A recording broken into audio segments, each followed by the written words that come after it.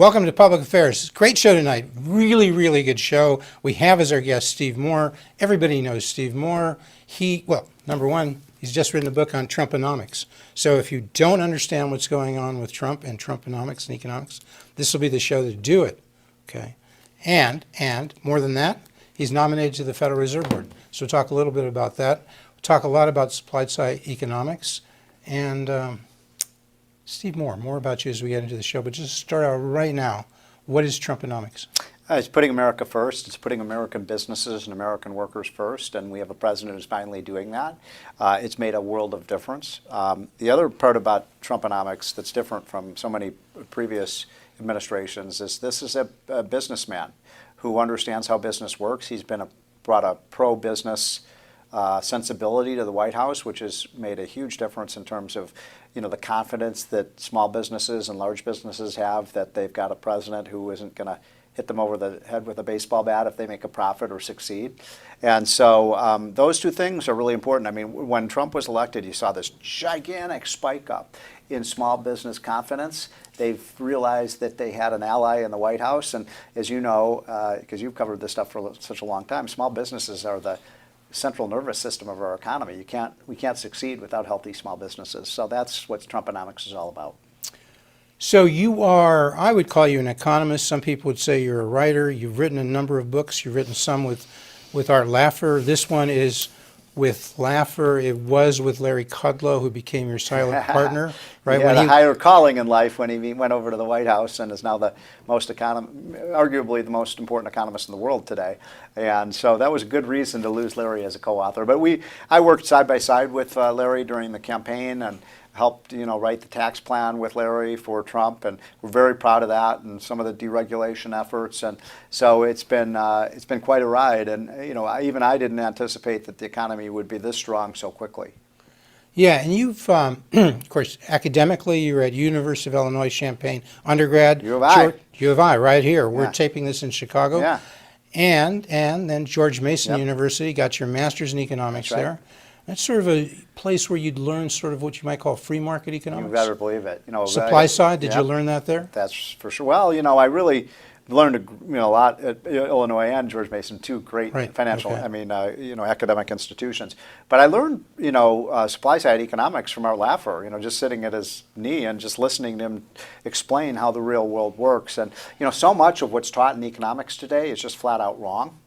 So many PhD economists believe in a Keynesian world where, the government spending is good for the economy, which we know it isn't. Or they think that, the government can just print money and somehow it's going to magically transform an economy. We know that's not true. We know that economics is about incentives. And if you increase incentives for people to work and save and start businesses, guess what? You're going to get more of them. There's an old saying, if you tax something, you get less of it. And if you tax something less, you get more of it. And that's really the essence of what Trumponomics and supply side economics is all about. So because Laffer is sort of the inventor of supply side economics, the famous Laffer curve, which we won't go into, but it's basically incentives. Yes. It kind of grew out of Chicago School Economics, which was a counter-reaction to... Arthur was at the University of Chicago. He was there for a while. Yes. Yes, in the early 70s, so he knew right? Milton Friedman and George Stigler and many of the PhD, and not just the Nobel Prize winners that changed the world at University of Chicago. But Arthur, you'd have to make the case that Arthur may be the most influential economist, in terms of, changing the way the world looks at economics. So proud to have worked with him on so many of these projects. So, Larry Kudlow, I don't know, everybody's seen Larry. We've talked. He was the best man at my wedding. That's how close he is. Is he a natural supply sider as well? Oh, yeah. Well, okay. I don't know what you mean by natural, but he certainly From the beginning, or did it take a while to get him there? So you'll love this. So about 3 years ago, Art Laffer, Larry Kudlow, Steve Forbes, and I started a group called the Committee to Unleash Prosperity to try to help, promote pro-economic growth ideas. And, people said, hey, you guys are the supply side Beatles. And I said, yeah, I'm Ringo. I bang the drum, but they make the music. But, those three have had such a profound impact on our country, and I'm proud to be, part of that gang. Okay, and so flash ahead. Well, you were at Cato, you were at Heritage, you're at Heritage again now. You were writing editorials for the Wall Street Journal. So aside from writing this book, other books, and along around 2015, You were looking at, they were like 15, 16 candidates running in the Republican primary for president. You had tax ideas, tax plan. I assume Laffer did, Kudlow. You three were pushing this. You were talking to whoever would talk to you, Yeah. right? Yeah. And then how'd you end up, was it just like, you went through some others and then you went to Trump? Well, I think you're right, about 15 Republicans running for president. What a field that was, by the way. Jeb Bush and, Marco Rubio and people like John Kasich and Scott Walker. That was the A-team of maybe the best field of Republican candidates ever. And I think I knew 14 of the 15 candidates. The only one I'd never met was Donald Trump. And by the way, I worked with Rand Paul. I love Rand. He's a good friend and I love what he stands for. I worked a little bit with Carly Fiorina. Remember, she was a power Carly, broker. right? And so I was really proud to work with them. By the way, we said we would work with Democrats too if they wanted to, but they didn't want our advice. But Trump, I think what really impressed me about Trump was the kind of people he was that were attracted to his campaign were blue-collar workers who'd been left behind in the second Bush term and the two disastrous Obama terms where we just saw so little growth, and people felt like they were on a treadmill, just running and faster to stay in place. And Trump spoke to these people, and when I met him, I was just blown away with him. He had the look of a winner. And people say, well, you just got to, because he was winning. No, I knew that Donald Trump, if he was the Republican nominee, would beat Hillary Clinton because he had such a positive, optimistic message about America. And people want optimism. They want to know that the country can still grow and that we can, as Trump said, make America great again. And that was a great theme. And boy, did he pull off one of the great upsets in American political history. So you saw these folks. We'll get to the meeting where you sort of came together and started sketching out or putting meat on the tax plan. Yeah. But along the way, since you've mentioned it, you mentioned the people who supported them. These were sort of used to be Reagan Democrats. They were blue-collar voters who were sort of the forgotten man. They were kind of left behind. Booming economy in Clinton years. The economy had gone the great crash in 28. Yeah. It sort of come back in Obama, but very the slow. slowest post-World War II economic recovery, right? Yep. Okay. So people were financially stressed out. They didn't feel like the country was going in the right direction. Under Obama, we had a recovery, but it was measly. All we did was just add debt, more and more debt. Right. And people realized this is not a long-term solution to our economic problems. Either late 2015 or early 2015. Okay. The campaign was just getting going. So, and you had this your tax plan. Yes. You and Kudlow and Laffer, you were pitching it. Yeah. You went in, he had his tax plan. He wanted somebody who could maybe, as he said, put some meat on the bones, put some flesh, maybe add more credibility to it. He knew what he wanted to do. He knew what he wanted to do, but he needed you three guys, right? Well, I mean, he said, can you just make sure the numbers add up and things like that? So we worked on it, and it was a lot of fun, and we came back with them. And one thing I like about Donald Trump, he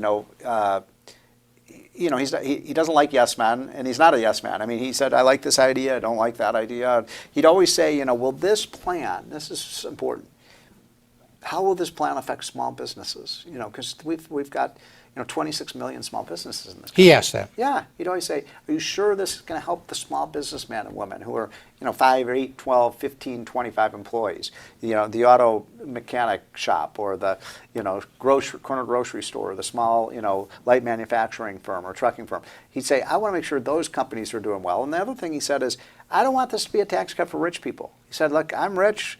Millionaires and billionaires are doing fine. I want to make sure that this benefits working class Americans. And he'd always ask that. And I'm proud that we're seeing wages grow now. After-tax incomes are growing for workers. The Wall Street Journal reported a couple of weeks ago that the biggest wage gains have been for the lowest income workers. That's exactly what we wanted.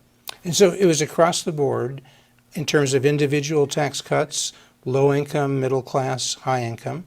But that's necessary to spur growth, to spur employment, right? Well, we wanted to provide businesses a tax cut so that you would get more capital investment. You'd get more, rather than having businesses leave, Michigan for Mexico, we wanted companies to go from Mexico back to Michigan. So make it more competitive internationally as well. Yes, exactly. The international competitiveness part was a big part of it. Yeah. We had the highest tax rate in the world on our businesses. Okay. We said to Trump, it's like we're charging a 20%, tariff on our own goods and services. How stupid is that? And Trump got that instantly. He loved the idea and never flinched. And he actually wanted even a lower tax rate than we did.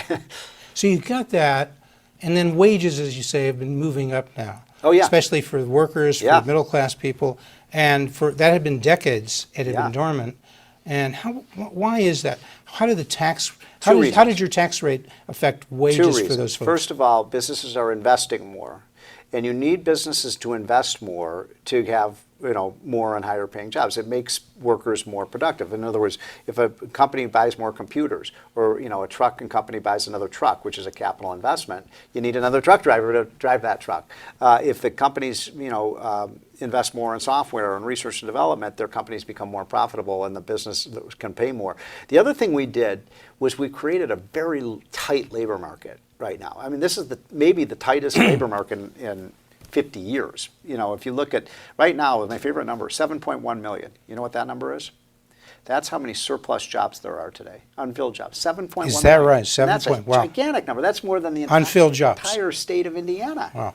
And there's That puts pressure on wages. yeah, sure it does. Quite a There's bit. 6 million unemployed people and 7.1 million jobs. Think about what that means. Right. If we placed every single unemployed American in a job, we'd still have 1 million jobs to fill. So that gives Joe or Bill or Sally or Kathy, who may not be happy with their current job, they can go down the street and find another job. Guess what? You're seeing companies like Target, Walgreens, Walmart, FedEx, Costco. They're raising their wages not because of a minimum wage, because they're competing for workers, and that gives workers bargaining power. We love it. We love that story. And so you've seen, and you passed at the end, Trump and his administration passed that tax cut at the end of 2017. Yes. And 2018, you got more than 3% Well, growth, we got right? just over 3%? Well, I think the final number is like 2.94. I'm going to call it You'll 3%. call it 3? Okay. Okay. And that's we never got 3% growth in a single year under Barack Obama, so that's a pretty solid performance. There were a lot of economists like Larry Summers, who was the president of Harvard University and the chief economist for Barack Obama and Bill Clinton, who said that it's impossible to get 3% growth.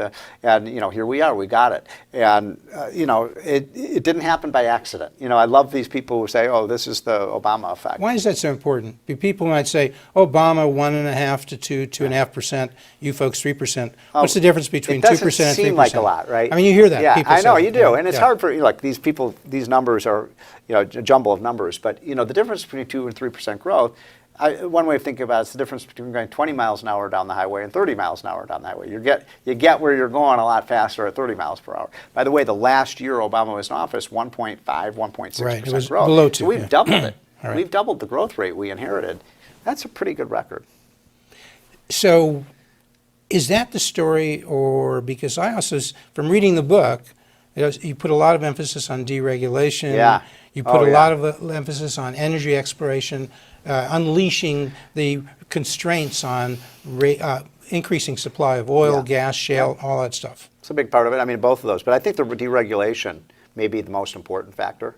And, when I remember one of the first meetings we had with Trump, he had his Business Industry Economic Council. And it was CEOs of major companies, whether in transportation, manufacturing, financial services, energy. And I remember he asked each one around the table, what's your biggest problem? And I think 2/3 of them said the regulatory stranglehold of government and all the strings attached and all the cost of complying with all these regulations. And what Trump has done is ease that grip around the neck of businesses. And that doesn't mean we don't want clean air or clean water or safe workplaces or a safe financial system. Of course we want that. But we also want to do it in a way that doesn't inhibit our companies from growing. Look, it's very simple. America competes now in a global economy. We're competing with China. We're competing with Germany. We're competing with Japan. We're competing with Mexico, Australia, all of Europe. If we don't have the most pro-growth, pro-business environment, those businesses will go somewhere else. I mean, we know that. Now the skeptics. And Illinois knows that, by the way. Why do you think businesses are leaving Illinois? It's obvious, because you don't reward your businesses.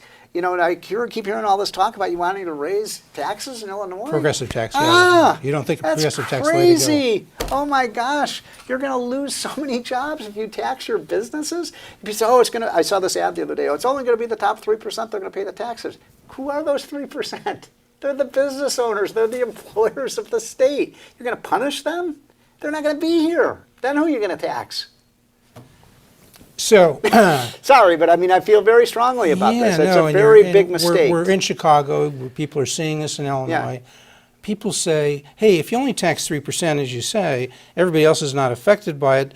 You know, the businesses are wealthy, they've got the money, they're top 1%. You hear that. Yeah. How do you persuade them that actually what you just said is true? You're going to I'll lose a give lot you of some jobs math. in Illinois. You know, let's say they raised the tax rate to 8, 9, 10%. What's 10% of zero?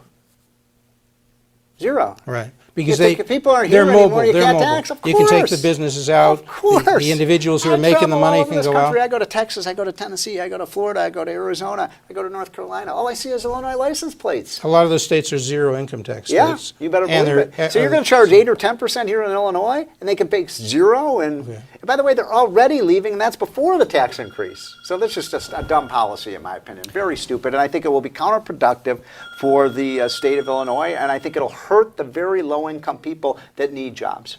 So on the national level, though, so as you know, we had that big crash in 2008, and Obama came in. He said he turned it around. It was slow growth after, but he said that wasn't his fault. And then he says we needed to prevent that crash again. So they passed Dodd-Frank. They passed Sarbanes-Oxley. Are those things good, bad? What's your assessment? I'm not an expert on financial deregulation. I have to become an expert. But I'll say this, that I think the big deal is what Dodd-Frank did was impose a lot of new regulations on banks.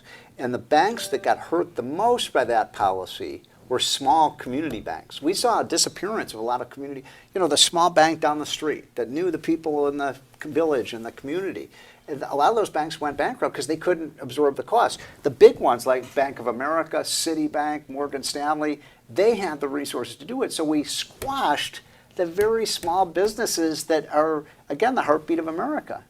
So a lot of the regulations that you removed, or that Trump removed, wasn't really Sarbanes-Oxley, wasn't Dodd-Frank. That layer still exists in the financial Well, we tried industry. to repeal Dodd-Frank, but we didn't have the votes to do it. So we made some changes to it that have made it less onerous, but we still have work to do in that area, no question about it. So on the energy side, what have you done there that's been dramatic? Just gotten a lot of the regulations out of the way. Trump is so proud of the fact that we are now the #1, oil and gas producer in the world. We are now. Did you know we're producing more oil and gas now than we consume? So for the first time in probably 50 years, we're actually a net exporter of oil and gas.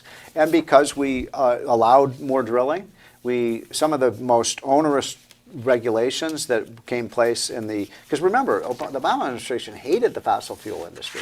So they did everything they could to try to strangle it. Trump likes this industry and wants to help it. And, look, we want to be environmentally conscious. We want to make sure we're not, contributing to global warming and things of that nature. But there's a way you can produce American energy and be environmentally conscious. And I think, by the way, we've reduced our carbon emissions in the last 2 years more than any other country. Did you know that? That's because we're producing more natural gas. So despite the opposition to the climate agreement and all of that, you're saying you agree there is do you agree? Do you think that's useful to look at the carbon imprint and try to reduce that? I do. I'm not an expert on this. I'm not a scientist. But you wouldn't do what the climate accord was going to do in No, terms no. of restricting economic growth. Oh my and all of gosh, you that. don't want to strangle your economy. Look, I'm a big believer that if we want to reduce our carbon emissions and our other air pollutants, the way to do that is through economic growth and innovation and technology. That's what reduces, the stress on the environment. And the idea that we're going to have the government just take over our energy industry, some of the liberals want to get rid of 70% of our energy production. They want to get rid of oil, gas, coal. Some want to get rid of nuclear energy. So these folks think you can do it all with clean energy, and you can substitute for all of those energy sources. Natural you gas just said? is a clean energy. That's the thing. Natural gas is clean. So why are the and so is liberals nuclear why are the power. libs so upset with? I don't know. I natural don't know gas? why they're against natural gas. I thought it was all carbon and oil and all that. Well, but they they're say, also upset but with there's gas leakage, as well? and you put some, methane in the environment, and so on and so forth. I mean, look. So they're looking to do it completely wind and solar. Completely? and that's just not going to work. Is like 0.5% now, Yeah, or what no, is well, it? no, we get about 5% of our 5%? energy Okay. from wind and solar. Okay. Well, maybe then we could go to 10 or 15 or 20%, but we're not going to go to 50, 100%, 80, yes. 100%. I mean, Right. and by the way, they're talking about getting rid of automobiles and getting rid of airplanes and, putting restrictions on when you can drive and who you can drive. And, this is an assault on individual freedom. That's what this is about. And, think of this. We've probably got 10 million people working the oil, gas, coal, nuclear energy industry. They're going to put all those people out of their jobs? Come on. Okay, so we covered on the dereg, the energy, the tax rate, that's sort of the core. Would you say that's the core of Trump economics? I think the core is the overriding principle, which is that we want to be pro-business. And it runs through every policy decision. Not pro-free market, whether it's actually immigration. pro-business. Well, what I mean pro-business. Is there a difference between free market? Inhibiting, look, if you want to be pro-worker, you have to be pro-business. Okay. I'm not in favor of special favors for business. I'm for making American businesses the most competitive in the world. So we outcompete the Chinese, we outcompete the Japanese, we outcompete the Germans. That's what I'm for, and I think I know what Trump is for, and that's what it means to put America first. So, but when you signed on, you and Kudlow and Laffer had some concerns about Trump's trade and immigration policies, as it was stated in early 2016. Yes. And he would say, yeah, he's a free trader, but he's also more fair trade. Or if you're going to have free trade, you have to have fair trade. And he wanted to clamp down on illegal immigration. He wanted border enforcement. Yeah. Did you get okay with that stuff?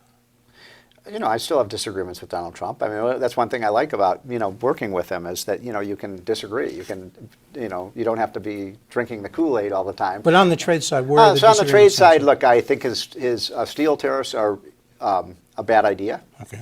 I think the aluminum tariffs are a bad idea. I hope we don't have these new auto tariffs. I think that actually hurt our American auto industry. The industry itself doesn't want the tariffs.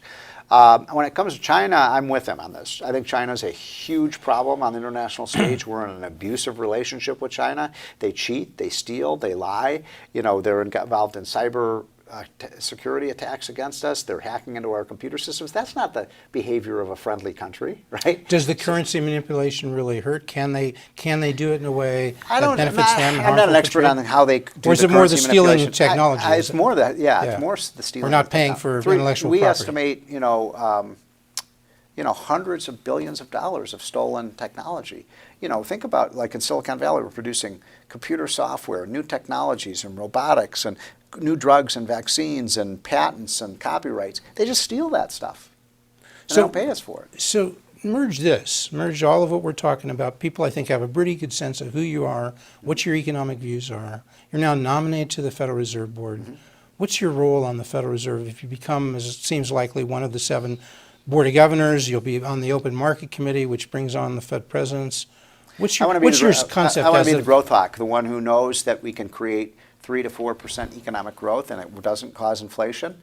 Look, people are saying you're a dove. No, I'm not a dove. I don't want any inflation. I don't want deflation either. I believe that we can have high growth, high wages, low unemployment rates with no inflation. We had that, by the way, in the summer of 2018. Lowest unemployment rate in 50 years, almost no inflation, wage gains, and so I just want to be the one who's promoting the idea of stable prices, a very strong economy, and every time we have growth or high wages, if the Fed pulls back, then how are we going to get workers to be better off? I mean, workers want a bigger paycheck. I want a bigger paycheck for them. If we get the right policies at the Fed and with our taxes and deregulation, I'm the biggest optimist. I think we could grow 3 to 4% for another 5 years. And what do you think most of the other 6 governors or other 5 who are there now, including the chairman, what would they say? Do they say there's a statute that tells us what the goal should be? Well, there is a statute. This 2%. There's a statute, it's called a dual mandate of trying to get to full employment and low inflation. You agree with that? Yeah. But I mean, the way you get to full employment is not by monkeying around with the money supply. What you want to do is why do you have dollars in your pocket? Why do you hold a 5 and a 10 and a 20? Why do you put money in a bank in dollars? Because you have a reasonable assurance that those dollars will be pretty much worth today what they'll be worth 2 years from now, 5 years from now, 10 years from now. So that price stability is important to everybody in the country. To everybody in the country. Yes, you can't have a growing. Look at Venezuela now. You think anybody puts Venezuela pesos in their pocketbook? They're not going to be worth anything tomorrow. So I want to retain the sanctity of the dollar and make sure that it's as good as gold, that it basically retains its value over time. And that's, we have a great advantage in the American economy that we're the world currency. Everybody, you go anywhere in the world, people want dollars. Why? They have faith in the dollar. Stability. I want to keep that faith. But some of those Board of Governors, some of those folks seem to believe in the Phillips curve. You know about that. Yeah. That says when totally wrong. When you start lowering unemployment, as we are now to 3.8%, you're going to get a boost in inflation. You disagree? course. I mean, that's the Yeah. dumbest idea. You don't have in to have history of that at all. economics. Yeah. I mean, if you've got an economy that's producing more goods and services, the price of goods and services falls. I mean, it doesn't rise. I don't even understand the logic of the Phillips curve, frankly. It's totally counterintuitive. As Art Laffer says, if the economy produces more apples, the price of apples falls. It doesn't rise. So the whole concept of the Phillips curve is back-asswards, in my opinion. So what do you do when you're on the Fed to boost the rate of growth?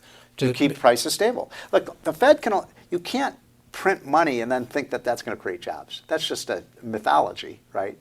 What you want to do is keep the dollar stable, and that's what I will want to be in favor of. Now, look, if there's some kind of natural disaster or financial crisis, then you need to be flexible to deal with that. But in normal times, I just want to keep those prices stable. Over time. I don't want inflation. I don't want deflation. Inflation caused the crash in the economy in the 70s, and deflation caused the crisis in the 1930s when we had the Great Depression. So do you do that? Do you keep that, accomplish your goals? Do you do that through monetary policy of controlling the money stock, or do you do that by Prices. controlling interest rates? What you want to do is monitor prices, and you want to keep prices stable over time, looking at maybe what's happening with commodity prices, consumer prices, asset values, to make sure that you're not having a big bubble. We had the big crisis in 2008, 2009. There were a lot of reasons for the crisis, but one of them was the Fed kept pushing easy money into the economy, and a lot of that money went into real estate, and you saw what happened. The real estate bubble burst, and it caused huge damage to American families and businesses. So you do that by focusing on prices? Yeah, I want to keep it stable. But do you do anything, should we be concerned that, the Fed had what they call it quantitative easing for a long time. Then they started boosting interest rates. Then President Trump has gotten concerned, said they shouldn't be doing that. Mm-hmm. Do you agree with him on that?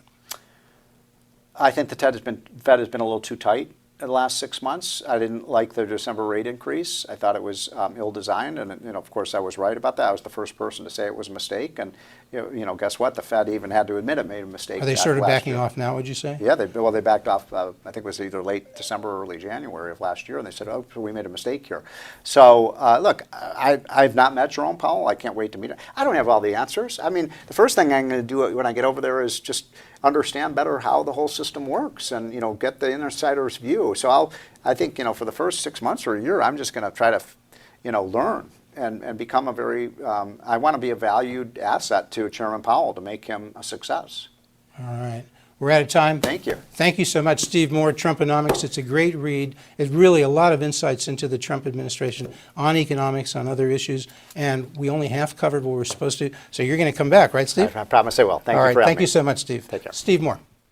Public Affairs very much thanks Residco, our sole corporate underwriter, for helping to make the production of this show possible.